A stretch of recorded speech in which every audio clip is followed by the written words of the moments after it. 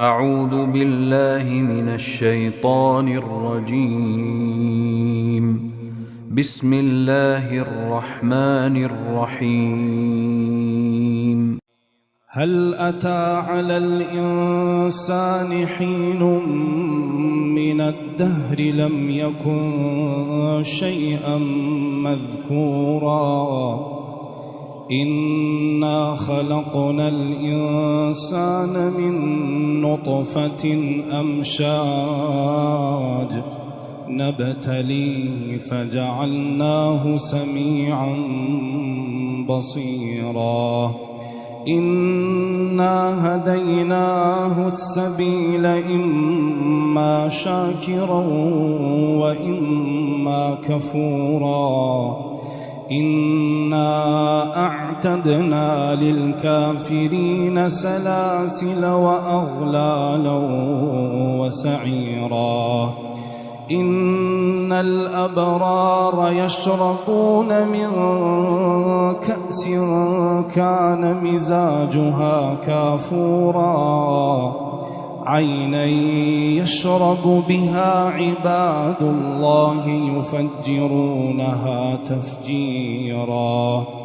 يوفون بالنذر ويخافون يوما كان شره مستطيرا ويطعمون الطعام على حبه مسكينا ويتيما وأسيرا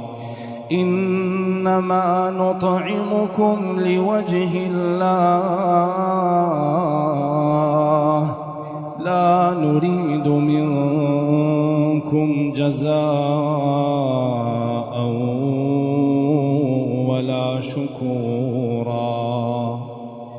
ويطعمون الطعام على حبه مسكينا ويتيما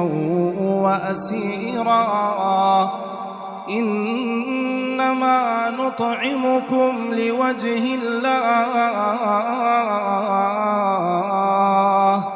لا نريد منكم جزاء ولا شكورا إنا نخاف من ربنا يوما عبوسا قمطريرا فوقاهم الله شر ذلك اليوم ولقاهم نضرة وسرورا وجزاهم بما صبروا جنة وحريرا متكئين فيها على الأرائك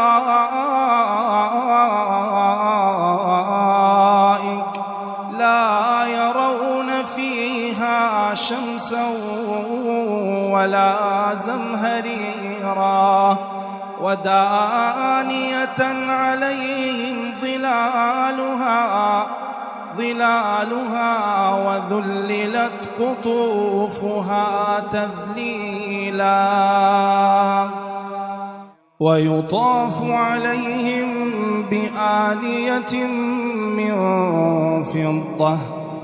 وأكواب كانت قوارير من فضة قدروها تقديرا ويسقون فيها كأسا كان مزاجها زنجبيلا عينا فيها تسمى سلسبيلا ويطوف عليهم ولدان مخلدون إذا رأيتهم حسبتهم لؤلؤا منثورا وإذا رأيت ثم رأيت نعيما وملكا كبيرا عاليهم ثياب سندس سندس خضر واستبرق وحلوا أساور من فضة وسقاهم ربهم شرابا طهورا إن هذا كان لكم جزاء وكان سعيكم مشكورا إنا نحن نزلنا عليك القرآن تنزيلا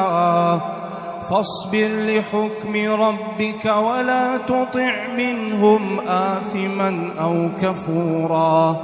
واذكر اسم ربك بكرة وأصيلا ومن الليل فاسجد له وسبحه ليلا طويلا إن هؤلاء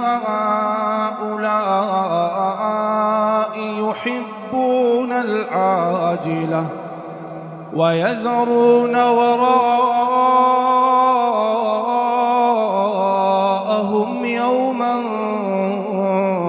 ثقيلا نحن خلقناهم وشددنا أسرهم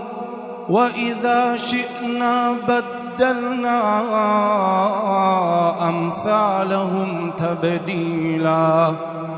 إن هذه تذكرة فمن شاء اتخذ إلى ربه سبيلا وما تشاءون إلا أن يشاء الله إن الله كان عليما حكيما يدخل من يشاء في رحمته والظالمين أعد لهم عذابا أليما